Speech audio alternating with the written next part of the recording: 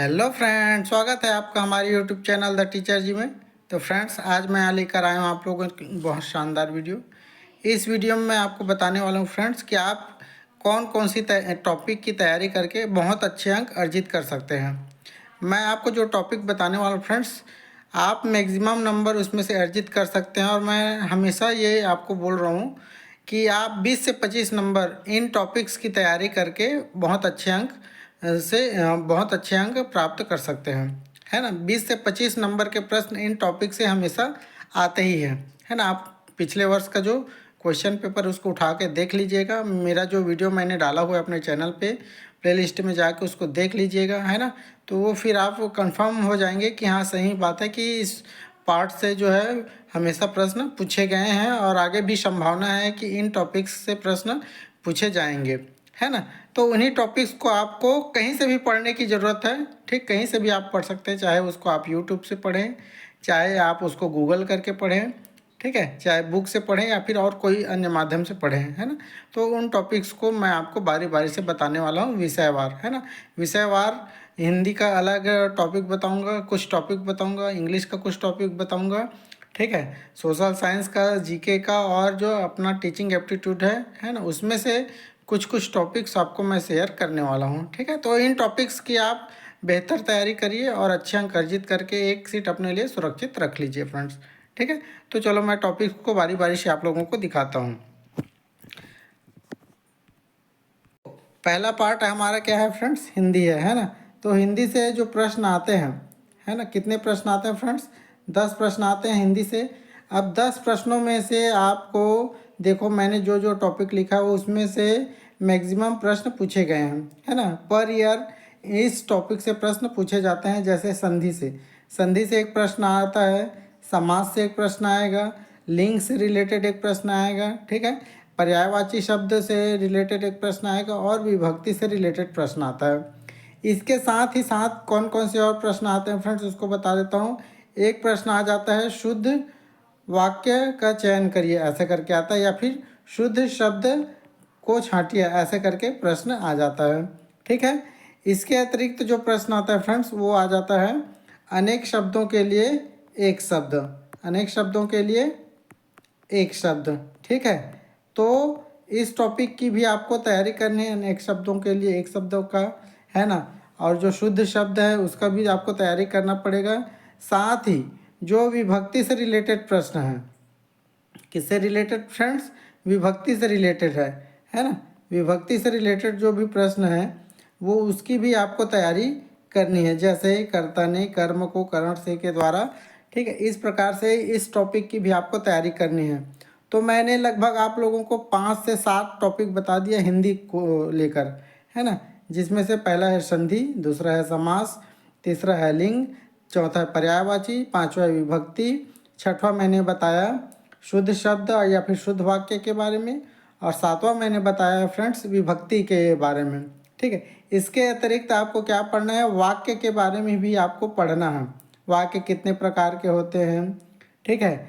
और जो भी जैसे शब्दार्थ उसके मायने पूछ लिया जाता है कि इस शब्द का क्या मतलब होता है ना। तो आप लोगों को बहुत बेसिक पढ़ना है, ठीक है। कुछ कुछ चीज़ों को आपको थोड़ा सा डीप में जाके पढ़ना है। जैसे कि वाक्य कितने प्रकार के होते हैं, जब आप उसको पढ़ेंगे तो वो समझ में आ जाएगा, है ना।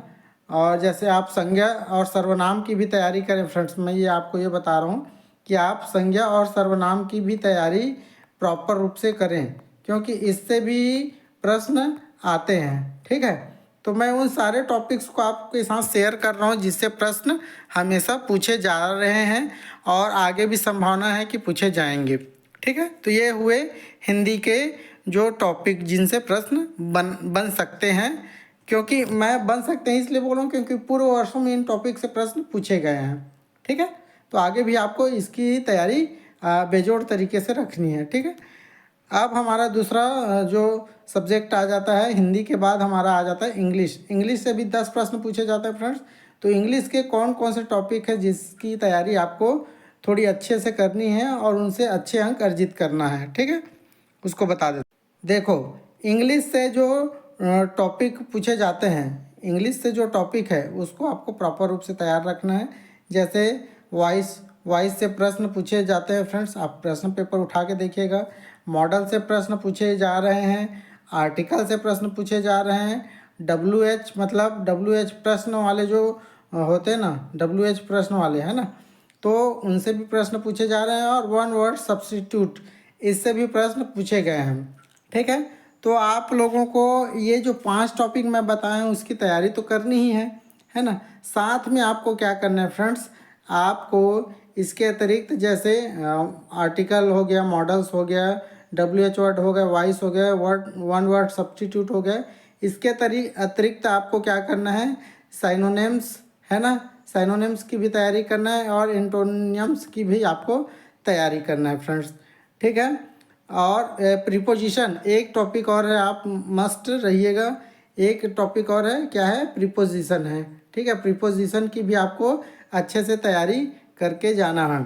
ठीक है, आप पुराना पेपर जैसे उठाएंगे तो आपको समझ में आ जाएगा पैटर्न कि कौन कौन से टॉपिक से प्रश्न पूछे गए हैं, और साल दर साल इनसे प्रश्न आए हैं। ठीक है, कुछ टॉपिक्स को छोड़ दिया जाए तो इन टॉपिक्स से प्रश्न हमेशा पूछे जा रहे हैं फ्रेंड्स। ठीक है, तो अच्छे से इसकी तैयारी करिएगा।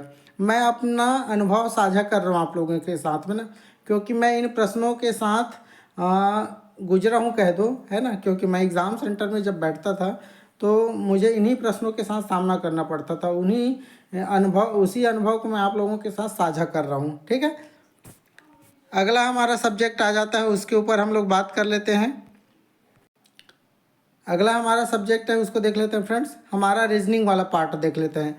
देखो, सभी जैसे हिंदी से 10 प्रश्न बनते हैं, इंग्लिश से भी 10 प्रश्न बनते हैं, रीजनिंग से जो प्रश्न आते हैं फ्रेंड्स उनकी संख्या 20 रहती है। कितनी रहती है?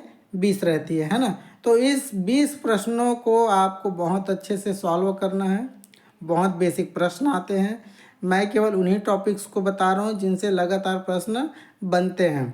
ठीक है, क्योंकि देखो, कॉपी पेस्ट करके उसी पैटर्न पे प्रश्न जो है वो प्रश्न तैयार करने वाला करता है। ठीक है, बहुत ज़्यादा अंतर आपको देखने को नहीं मिलने वाला है। ठीक, देखो, जो टॉपिक अब आने वाले हैं रीजनिंग से, जो जिस टॉपिक से प्रश्न आने वाले हैं वो त्रिभुज एक दे दिया जाता है ना, कि इसमें कितने त्रिभुज हैं वो ज्ञात करिए। ठीक है, एक त्रिभुज बना के दे दिया जाता है कि इसमें कितने त्रिभुज हैं, आप बताइए ऐसे करके, है ना। इसमें ऐसे त्रिभुज काट दिया जाता है ना, कितने त्रिभुज हैं वो बताओ ऐसे करके। तो इस पैटर्न पे प्रश्न पूछे जा रहे हैं। वर्ग वाले प्रश्न पूछे जा रहे हैं। देखो फ्रेंड्स, वर्ग बना दिया जाता है। ठीक है, ये वर्ग, अब इसमें भी कितने खंड हैं ऐसे करके इसमें बताया जाता है, कितने वर्ग हैं ऐसे करके इसमें प्रश्न पूछे जाते हैं। तो ये त्रिभुज और वर्ग वाले प्रश्नों की तैयारी आपको अच्छे से करके जाना है। ठीक है, तीसरा जो टॉपिक है इसी में फ्रेंड्स, वो देखिए कि वर्ग के अंदर जो संख्यात्मक प्रश्न हैं वो आते हैं। जैसे ये एक वर्ग बन गया फ्रेंड्स, है ना।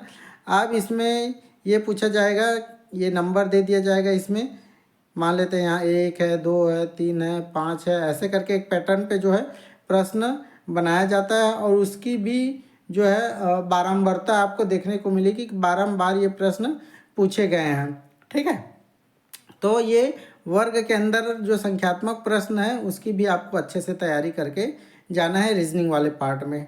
ठीक है, अब अगला टॉपिक आ जाता है फ्रेंड्स, इसमें ये है कि विलुप्त पद वाले प्रश्न। ठीक है, देखो जैसे यहाँ पे ए लिख दिया है, बी लिख दिया है, तो यहाँ पे क्या आएगा, और ये आगे में ये डी कर दिया, तो बीच में जो विलुप्त पद है वहाँ पे क्या आएगा, ये प्रश्न पूछा जाता है। वैसे ये संख्या के रूप में भी रहती है, 1, 3, 5, 7 ऐसे करके यहाँ पे विलुप्त हो गया, और फिर नेक्स्ट जो है संख्या वो दर्शा दी गई है, तो विलुप्त संख्या को आपको ज्ञात करना है। वैसे एक पैटर्न बन जाता है, ए बी, फिर बी सी, फिर सी डी, फिर डी ई, ऐसे करके एक प्रश्न बनाया जाता है। ठीक है, उसमें भी विलुप्त पद को छोड़ दिया जाता है और उसको आपको ज्ञात करना रहता है। तो उस पैटर्न पे प्रश्न आते हैं फ्रेंड्स, है ना। तो आप लोगों को ध्यान में रखना है। ठीक है, तो ये रीजनिंग वाला पार्ट भी लगभग मैंने आपको 4 से 5 जो पैटर्न है वो बता दिया, और 4 से 5 प्रश्न जो है आप अच्छे से तैयार कर सकते हैं। ठीक है, त्रिभुज, वर्ग और वर्ग के अंदर संख्या वाला, इसकी तो आपको 100% तैयारी करके ही जानी है। ठीक है, अब दूसरा पार्ट देख लेते हैं फ्रेंड। दूसरा जो है ये अब आ गए हम लोग टीचिंग एप्टीट्यूड जीके, ये टीचिंग एप्टीट्यूड है, ठीक है। सामान्य ज्ञान से रिलेटेड प्रश्न और सोशल साइंस से रिलेटेड प्रश्न, ठीक है। अब कौन कौन से टॉपिक से प्रश्न आते हैं उसको मैं आपको बता रहा हूँ, ठीक है। जैसे टीचिंग एप्टीट्यूड और सामान्य बोध में जैसे हम लोग जाते हैं तो फ्रेंड्स जो प्रश्न पूछा जाता है वो बेसिक शिक्षा और टैगोर शिक्षा के ऊपर प्रश्न हमेशा पूछा गया है, ठीक है। तो गांधी जी की जो बेसिक शिक्षा है उसको आपको अच्छे से तैयारी करके जाना है, ठीक है। दिवस वाले प्रश्न जैसे मैंने पूर्व के वीडियो में बताया कि दिवस वाले प्रश्नों की आपको बहुत अच्छे से तैयारी करके जाना है। इसमें ना केवल एक प्रश्न आते हैं बल्कि इसमें 3 से 4 प्रश्न आपको देखने को मिलेंगे दिवस वाले प्रश्न में, ठीक है। खेल से संबंधित जो प्रश्न है फ्रेंड्स, मस्ट बता रहा हूँ, खेल से संबंधित जो प्रश्न है उसकी भी आपको बहुत अच्छे से तैयारी करके जाना है। एक न एक प्रश्न हमेशा खेल से रिलेटेड आता ही है, ठीक है। फिर एक चीज़ और देखना है आप लोगों की, राधा कृष्णन आयोग, ठीक है, या फिर राधा कृष्णन का डेट ऑफ बर्थ, ठीक है, कहाँ हुई थी, कि उनके वो भारत के पहले राष्ट्रपति कौन थे, ठीक है। और मतलब राधा कृष्णन से रिलेटेड आपको बहुत सारे फैक्ट्स याद करके जाने हैं। बेसिक फैक्ट्स जो है ना, बहुत डीप क्वेश्चन नहीं पूछा जाएगा, तो बेसिक फैक्ट्स आपको राधा कृष्णन से रिलेटेड आपको तैयार करके जाना है। वैसे ही फ्रेंड्स NCTE, ठीक है, NCERT SCERT डिजिटल जो प्लेटफॉर्म होते हैं MOOCs जैसे, है ना, तो इसकी भी आपको तैयारी करके जानी है। ऑपरेशन ब्लैक बोर्ड है, ठीक, ऑपरेशन ब्लैक बोर्ड की तैयारी करके जाना है। और मध्याह्न भोजन MDM की भी आपको अच्छे से तैयारी करके जाना है, ठीक है। साक्षर भारत का भी आप तैयारी करके जा सकते हैं। रिसेंटली अभी साक्षर भारत से रिलेटेड जो है वो एग्ज़ाम कंडक्ट हुए हैं, है ना, जिसको महापरीक्षा के रूप में अभी क्या किया गया है, आयोजित किया गया है। तो साक्षर भारत की भी आपको तैयारी करके जाना है, ठीक है फ्रेंड्स। तो लगभग देखो मैंने 20 से 25 प्रश्नों की आपकी तैयारी करवा दी, एक प्रकार से कहा जाए तो। आप इसको कोई भी माध्यम से पढ़ सकते हैं, चाहे आप यूट्यूब में पढ़ें कि गूगल करके पढ़ें कि और अन्य माध्यम से पढ़ें, है ना। तो इन टॉपिक्स की आपको अच्छे से तैयारी करके जाना है फ्रेंड्स, ठीक है, बेहतर अंक पाने के लिए। और कुछ बेसिक चीज़ें मैं आपके साथ शेयर कर देना चाह रहा हूँ फ्रेंड्स, ठीक है। देखिए फ्रेंड्स, मैं कुछ बेसिक चीज़ आपको बता रहा हूँ, है ना। बेसिक चीज़ जो बता रहा हूँ उसको आपको तैयार करके ही जाना है। इसके अतिरिक्त आपको अपने अनुभव के आधार पर भी प्रश्न को तैयार करके जाना है ना। जितना आप रिवीजन करेंगे फ्रेंड्स उतना ही आपके लिए क्या रहेगा, फ़ायदेमंद रहेगा। आप ये मान के चलिए कि इस बार जो अभ्यर्थी रहेंगे, मान के चलिए पिछले साल मान लेते हैं 5,000 अभ्यर्थी रहे होंगे, तो इस बार इसमें मान के चलिए कि ये 4 गुना हो सकते हैं, ठीक है। 20,000 के आसपास अभ्यर्थी हो सकते हैं। क्यों हो सकते हैं? क्योंकि इस बार जो प्रमोशन हो रहा है वर्ग 3 से वर्ग 2 में जाने के लिए, या फिर 2 से वर्ग 1 में जाने के लिए, ठीक है, शिक्षक से व्याख्याता बनने के लिए, ठीक है, शिक्षक से क्या बनने के लिए, व्याख्याता बनने के लिए। तो मान के चलिए आपके जो अभ्यर्थी हैं, है ना, उनकी जो संख्या है वो काफ़ी ज़्यादा रहेगी, ठीक, क्योंकि सभी चाहेंगे कि बीएड हमारा हो जाए करके, है ना, और सभी अच्छी तैयारी के साथ जाएंगे। तो निश्चित रूप से मैं आपको ये समझाने की कोशिश कर रहा हूँ कि आप अपनी तैयारी को हल्के में ना रखें, है ना, बहुत अच्छे से तैयारी करें। और जो जो टॉपिक्स मैं बताएं उनके ऊपर विशेष फोकस्ड रहे आपका, है ना। और इसके अतिरिक्त तो जो भी टॉपिक्स हैं, जैसे आप हमारा यूट्यूब चैनल में जाएंगे, हमारे यूट्यूब चैनल में, तो उसमें पूरा वीडियो मैंने डाला हुआ है ना। उन प्रश्नों को आप अटेम्प्ट करिए, प्रीवियस ईयर क्वेश्चन को अटेम्प्ट करिए, देखिए कि किस पैटर्न पे, इसके अतिरिक्त जो मैंने टॉपिक बताया उसके अतिरिक्त और किस टॉपिक पे प्रश्न लगातार पूछे गए हैं, उन टॉपिक्स को भी आप ध्यान में रख के अपनी तैयारी को पूर्ण करिए, है ना। क्योंकि मैं जो बता रहा हूँ फ्रेंड्स कि इस बार जो संख्या है वो ज़्यादा रहेगी, है ना, चाहे वो DLED के लिए हो या फिर BEd के लिए हो, है ना, दोनों में संख्या देखने को मिलेगी। कारण ये है कि ये BEd में भी फीस एकदम मिनिमम फीस है, और DLED में तो मिनिमम है ही 10,300 के आसपास इसमें फीस लगती है। वहीं आप व्यापम में अगर करते हैं फ्रेंड्स, तो व्यापम में जो फीस लगती है, CG व्यापम से जो करते हैं एग्ज़ाम दिला के, है ना, तो उसमें जो फीस लगती है फ्रेंड्स, अभी तो मान के चलिए कि कॉलेज में नॉन अटेंडेंस का लगभग 1 से 1.5 लाख जो है वो चार्ज कर रहे हैं फ्रेंड्स, है ना। तो इतना पैसा ना दे के केवल 10 से 20 हज़ार में जो डीएलएड करेंगे वो उनकी संख्या तो बढ़ेगी स्वाभाविक रूप से, है ना। तो आप बहुत अच्छे से तैयारी करें। इस बार जो कट ऑफ गया है उससे आप इस प्रकार तैयारी करेंगे कि 5 से 7 नंबर आपका और आए। इस प्रकार से तैयारी करके जाएंगे तो निश्चित रूप से आपको सुंदरलाल शर्मा में जो डीएलएड होती है और बीएड होती है उसमें आपको एक सीट अवश्य मिल जाएगी। 5 से 7 नंबर इसलिए बोल रहा हूँ फ्रेंड्स, क्योंकि इस बार जो है कट ऑफ जो है ऊपर जा सकती है। क्यों जा सकती है? क्योंकि अभ्यर्थी ज़्यादा रहेंगे, है ना, तो कट ऑफ स्वाभाविक रूप से ऊपर जाएगी। और प्रश्नों का जो स्तर रहता है वो सरल रहता है ना। तो सरल प्रश्न रहेंगे तो सभी एवरेज प्रश्न बनाएंगे, है ना। और जब एवरेज प्रश्न बनाएंगे फ्रेंड्स तो कट ऑफ जो है वो हमेशा ऊपर जाता है। ठीक है, तो आप अपनी तैयारियों को बेहतर रखिए। मैं निश्चित रूप से आप लोगों को गाइड करते रहूँगा। जो भी बातें रहेगी आप मुझे कमेंट के माध्यम से ज़रूर बताइएगा। चाहे आप हमारे टेलीग्राम चैनल में बताएं कि वह हमारे व्हाट्सएप ग्रुप में बताएं या फिर यूट्यूब चैनल में ही कमेंट करें, है ना। यदि आप हमारे व्हाट्सएप ग्रुप से नहीं जुड़े हुए होंगे, हमारे टेलीग्राम ग्रुप से नहीं जुड़े होंगे, तो दोनों का लिंक जो है वो वीडियो के डिस्क्रिप्शन में मिल जाएगा। आप वहाँ से जाके जुड़ जाइएगा फ्रेंड्स। ठीक है, मिलते हैं फिर नेक्स्ट वीडियो में। तब तक के लिए बने रहिए आप हमारे चैनल द टीचर जी के साथ। धन्यवाद।